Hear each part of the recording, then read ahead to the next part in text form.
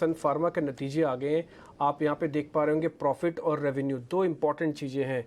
मुनाफा जितना market expect करा था उतना ही आया। मार्केट की एक्सपेक्टेशन था कि 1980 से लेके करीब 2000 करोड़ के बीच बीच में रहेगा कहीं, और डॉट वही नंबर आया। 1980 करोड़ का इन्होंने प्रॉफिटेबिलिटी दर्ज की है। ₹1 का डिविडेंड का कोई मतलब नहीं है, आप नहीं भी बताएंगे तब भी ₹1 आप ऑटोमेटिकली ट्रांसफ़र हो जाएगा।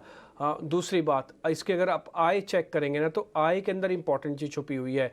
क्वार्टर बेसिस पर इसका कन्वर्जन है, ये घाटे के मुकाबले कंपनी वाई बेसिस पर प्रॉफिट में आ चुकी है।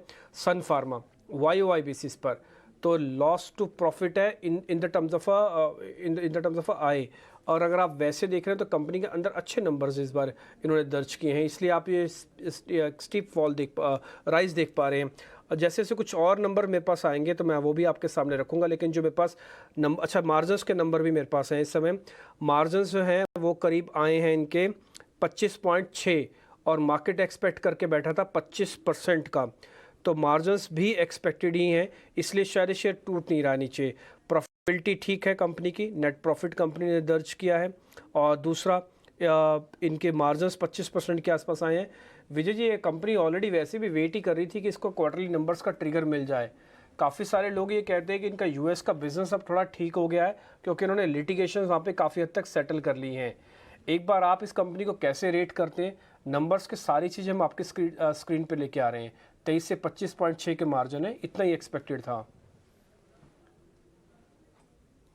इस हमें बुनियादी समझनी पड़ेगी सारी जो केमिकल कंपनीज हैं या फार्मा कंपनी है कि जो एपीआई है, एपीआई वो पदार्थ होता है जिससे दवाइयाँ बनती हैं, और वो उसको कहते हैं एक्टिव फार्मास्यूटिकल इंग्रेडिएंट। ये बेसिकली एक चूर्ण होता है जिसमें अलग अलग फार्मूलाज होते हैं, अलग अलग दवाइयाँ होती हैं, और उन्हीं से गोलियाँ बनाई जाती हैं, दवाइयाँ बनाई जाती हैं, और भांति भांति की जो भी इनके प्रोडक्ट है वो बनाए जाते हैं। तो एपीआई के प्राइसेस में गिरावट आई है लगभग 30 से 40%, नंबर 1। नंबर 2, अगर आप पिछले कुछ तिमाहियों को देखें तो लॉजिस्टिक्स इश्यूज बहुत थे। बहुत सारे जो एपीआईज हैं वो चाइना से आते थे, तो वेसल जो थे, शिप्स के जो रेट थे, लॉजिस्टिक्स कॉस्ट थी वो बहुत हाई थी। वेसल्स मिल नहीं रहे थे, चाइना के किसी पोर्ट्स में फंसे हुए थे। तो जैसे ही चाइना का ओपनिंग हुआ 1-2 तिमाही पहले, तो वहाँ पे एपीआई के प्राइसेस गिरे, और सारी की सारी सन फार्मा जो भी फार्मा कंपनीज हैं उनको एक इनपुट कॉस्ट में रिलीफ मिला।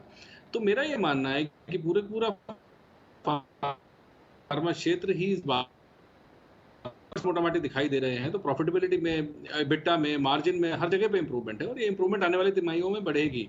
और जो वर्क इन प्रोग्रेस होता है, क्योंकि बड़ी कंपनीज होती हैं वो बड़ी इन्वेंट्री कैरी करती हैं, तो जो इन्वेंट्री पुरानी हाई प्राइसेस पे ली हुई थी उसको खत्म करते करते 1 से 2 तिमाही लग जाती है। तो मुझे लगता है कि आने वाली 1 से 2 तिमाही जो होंगी तो वो बहुत अच्छी दिखेंगी, और हो सकता है कि ईयर एंड तक आपको फार्मास्यूटिकल कंपनीज के जो टॉप कंपनीज हैं उनके रिजल्ट्स बहुत अच्छे दिखें। तो सन फार्मा मैं बिल्कुल थम्स अप दूंगा, और इस भाव पे मुझे लगता है कि खरीदा भी जा सकता है, और इसका जो मेरा पर्सनल टारगेट है स्टॉक के लिए वो 1040-1060 है। ठीक है, 1040 रुपये, 1060 रुपये, ये टारगेट चोपड़ा जी की सन फार्मा को लेकर, और कंपनी घाटे से मुनाफे में आई है, ये एक बढ़िया चीज़ है। ₹1 प्रति शेयर का डिविडेंड दिया है, और अच्छी चीज़ ये है कि सभी पैरामीटर्स पर नतीजे इसके अच्छे आए हैं। ₹1000 के आसपास तक काफ़ी समय बिताया है सन फार्मा ने, और फिर उसी दिशा में ये शेयर मूव करता हुआ ₹1000 से ऊपर के टारगेट से हमारे एक्सपर्ट की तरफ से। लेकिन